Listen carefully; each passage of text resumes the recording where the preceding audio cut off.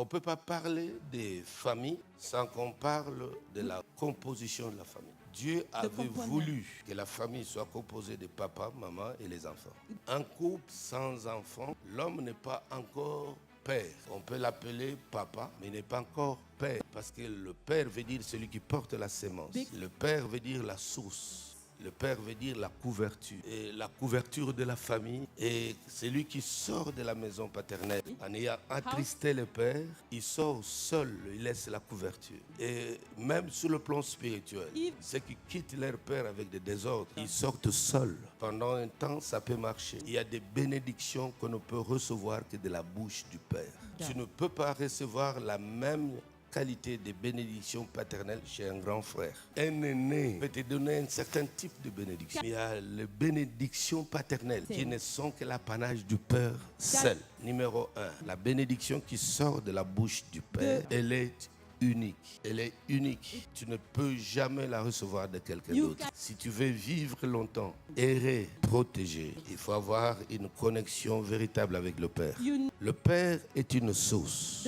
Cela veut dire qu'il est la porte de sortie. S'il t'ouvre le cœur, il t'a ouvert la porte. Et quand il t'ouvre la porte, il te donne accès aux possibilités, accès aux avantages que personne d'autre ne peut recevoir sur la terre. Nous sommes dans une société où on banalise, où on veut banaliser le rôle du Père. Tous les efforts spirituels entrepris dans le monde diabolique est d'abord pour cibler et dépouiller le Père de son pouvoir spirituel. Depuis la création du monde, la société humaine a été équilibrée et gardée en ordre tant que cet ordre de Dieu était respecté.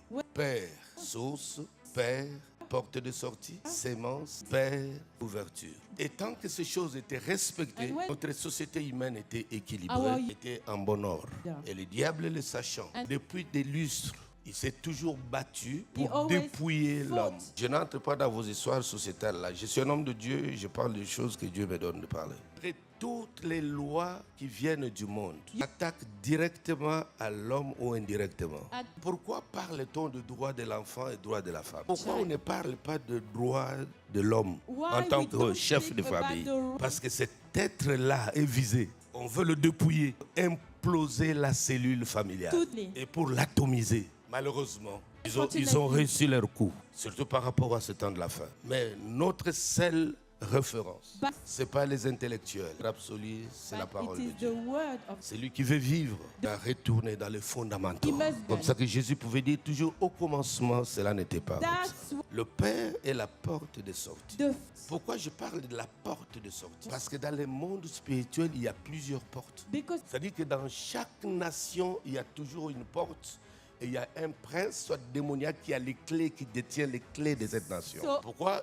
Une nation, c'est comme un être humain. Il a une personnalité, une âme, un comportement. Quand on prend un Belge et un Français, vous verrez qu'ils sont différents. Parce qu'il y a une influence spirituelle qui agit sur les ADN, qui sont à la base des motivations, des comportements de peuple et de gens. À cause du premier autel, en retournant dans les Écritures, Dieu a voulu le système familial. Le père était considéré comme le prophète de la famille. Parce que de sa bouche sortaient ou sortent des paroles qui bénissent les enfants, qui définissent leur avenir. Donc, c'est pour cela que chaque enfant servait le père avec crainte et tremblement. Il connaissait l'importance de quitter les toits avec des paroles prophétiques de papa. Le père est le prophète de la famille. Il est le prophète pour ses fils. Il est une bénédiction par ses paroles prophétiques. C'est pour cela, vous verrez même nos parents qui ne connaissaient pas Dieu, et que tu l'attristes, il prononce des paroles sur toi. Il n'est même pas sorcier, mais ça t'attrape. C'est un pouvoir spirituel que Dieu a donné à tout papa, tout père, tous. Et les enfants jouent un rôle de serviteur du prophète. Parce qu'en rendant service au Père, les enfants oublient qu'ils servent Dieu directement. C'est comme ça que sur le plan sacerdotal, les choses deviennent beaucoup plus dangereuses. Tu attaques ton Père spirituel. Tu as un langage déplacé. Tu creuses ta propre tombe ministérielle. Ça prendra le temps que ça peut prendre. Le futur donnera raison toujours à papa. Parce que dans la structure de Dieu, le Père a toujours raison. Le Père a toujours raison. Même si tu crois qu'il a tort, tort là ne sera pas blâmé devant Dieu. Il a toujours raison. Si tu contestes avec lui, surtout les enfants des réseaux sociaux qui croient que nous on est dépassés, on est des gens de notre âge, les enfants fabriqués virtuellement aujourd'hui. Vous êtes virtuels, mais nous on est réels. C'est pour cela que le fils doit écouter le père. Il lui doit soumission et obéissance. C'est le prix de la bénédiction, le prix de l'héritage. Abraham prend son fils à 17 ans, alors que lui a 75 ans. Il l'amène à l'autel pour le sacrifier. Un garçon de 17 ans pouvait échapper facilement à un vieillard de 75 ans. Il s'est laissé ligoter.